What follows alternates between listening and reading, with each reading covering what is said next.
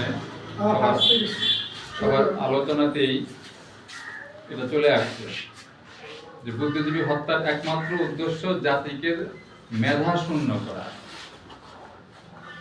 এই যে পাকিস্তান প্রতিষ্ঠার পর 47 সনে পাকিস্তান প্রতিষ্ঠার পর 52 সনে আমরা বুঝতে পারি, এদেশের জনগণ বুঝতে পারে যে পাকিস্তানিরা এই সংখ্যাগরিষ্ঠ বাঙালিদের শোষণ করার উদ্দেশ্যেই পাকিস্তান গঠন করেছে। তারা প্রথমে ভাষার উপর আঘাত আনে। বেশিরভাগ মানুষ বাংলা ভাষায় কথা বলা সত্ত্বেও পাকিস্তানের রাষ্ট্রভাষা উর্দু করতে চায়। তখনই বাংলাদেশের ছাত্র সমাজ গড়ে ওঠে, তারা এটা প্রতিবাদ করে।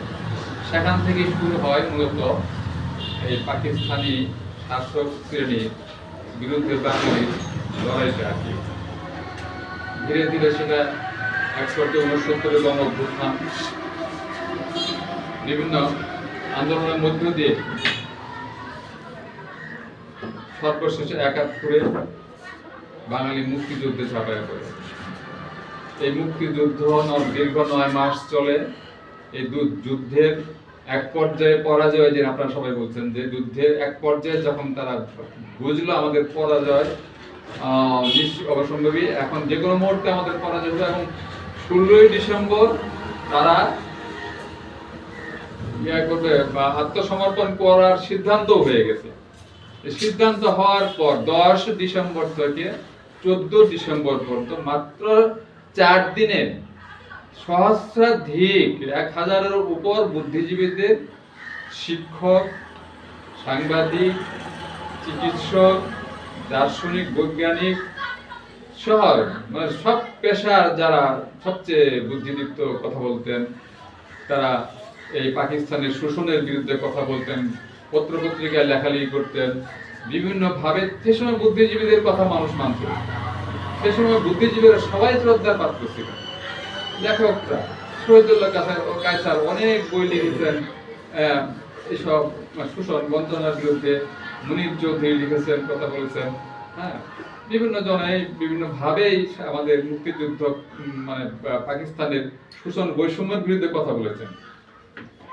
ঠিক পরাজয়ের আগ মুহূর্তে তাদের মাথায় এই চিন্তায় আসলো যে এই বুদ্ধিজীবীদের আমরা শেষ, আমাদের পরাজয়, আমরা তো আত্মসমর্পণ করবোই, কিন্তু আমরা এই দেশের বুদ্ধিজীবীদের শেষ করে দিই। 4 দিনে প্রায় সহস্রাধিক বুদ্ধিজীবীকে রায়ের বাজার বাসা থেকে ডেকে নিয়ে যায়। খুব ভদ্রভাবেই নিয়ে গেছে, নিয়ে গেছে, গাড়িতে উঠেছে, সুন্দর করে নিয়ে গেছে। আলবদররা নিয়ে গেছে। আলবদর ছাত্র সংগঠন ছিল, একটা ছাত্র সংগঠনের সদস্যরাই আলবদর বাহিনী হিসেবে ছিল। তারা ওই রায়ের বাজার বৌদ্ধভূমি থেকে হাত পা বাঁধা অবস্থায় তাদের লাশ পাওয়া গেছে, ব্যানর দিয়ে খুঁজে মারা পাওয়া গেছে। অনেকেরই 16 ডিসেম্বর স্বাধীন হওয়ার পর অনেকেরই লাশ শনাক্ত করা যায় নাই, এই আর কি। কিন্তু এই বুদ্ধিজীবী দিবসটা আমাদের পালন করতে হবে।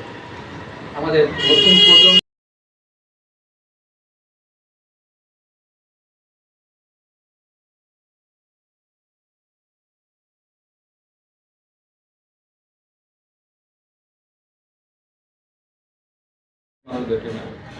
আমাদের এই যে 25শে মার্চের রাতে চাপায় পড়ছে নিরীহ মানুষদের। প্রথমে ছাত্র রিক্সাওয়ালার সামনে যা করতে ছবি সব পত্রিকা দেখেন। সেগুলো অনেকেই করতে পারে না। যারা নতুন প্রজন্মের ছেলেপেলে আছে তারা তো আর সেই সময় দেখেন, তাদের জন্ম হয় না, তার জন্ম অনেক পরে হয়েছে। হ্যাঁ, অনেক সন্তানের বাবা মারও জন্ম হয় না, সে 71 তার উপরে জন্ম হয়েছে। তারা তো এই জিনিসগুলো ভালো করে বুঝতে পারে না। তারা এখনকার যে ডামাডোল, সেই ডামাডোলেই যে কথাগুলোর আওয়াজ বেশি হয় সেগুলি তারা ধরে নিচ্ছে। কিন্তু আমাদের দেশের ইতিহাস অত্যন্ত করুণ, এবং বাঙালির ইতিহাসে 71 এখন ম্লান হয়ে যাওয়ার মতো। ম্লান হয়ে যাওয়ার জন্য আমাদের রাষ্ট্রের কর্ণধাররা সে সময় থেকেই দেখা যায় মুক্তিযুদ্ধের যে চেতনা, মুক্তিযুদ্ধের যে আকাঙ্ক্ষা, সেই আকাঙ্ক্ষার প্রতিফলন স্বাধীনতার পর থেকেই আর সেভাবে দেখা যায়নি।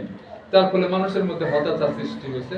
আজ পর্যন্ত 53 বছরেও দেশ স্বাধীন হয়েছে ঠিকই, কিন্তু দেশের শোষণ বঞ্চনা লুণ্ঠন বন্ধ হয়নি, যার কারণে মানুষ আর স্বাধীনতার কথা ভাবে না। স্বাধীন হয়েছি ঠিক আছে, এখন ভাবে আমরা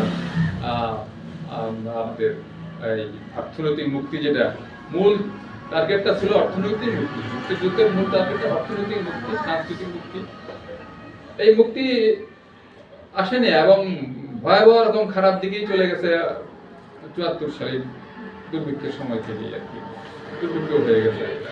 যেসব কারণেই হয়েছে, সাধারণ মানুষ তারা সব বোঝে না। সাধারণ মানুষ বোঝে আমরা কি ভাবলাম, বললাম দুই আনা সে চিনি খাবো, এরকম আমরা তখন ছোট শুনছি যে স্বাধীন হলে আমরা 2 আনা সে চিনি খেতে পারবো, কিন্তু সেই এরকম বলুন সেই এখন আমরা মোটা চিনি খাইতেছি 40 টাকা কেজি, মানে লবণের দাম 40 টাকা হয়ে গেছিল। হ্যাঁ, 2 আনা সে চিনি খাওয়ার কথা আমাদের, এখন আমরা মোটা চিনি খাইতেছি 40 টাকা করে, মানে লবণের দাম 40 টাকা। মোটা চিনি বলতে তারা বিদ্রুপ করে লবণকে বলেছে। এগুলো সুযোগ স্বাধীনতা বিরোধীরা ছিলই, তারা এগুলো সুযোগ নিচ্ছে।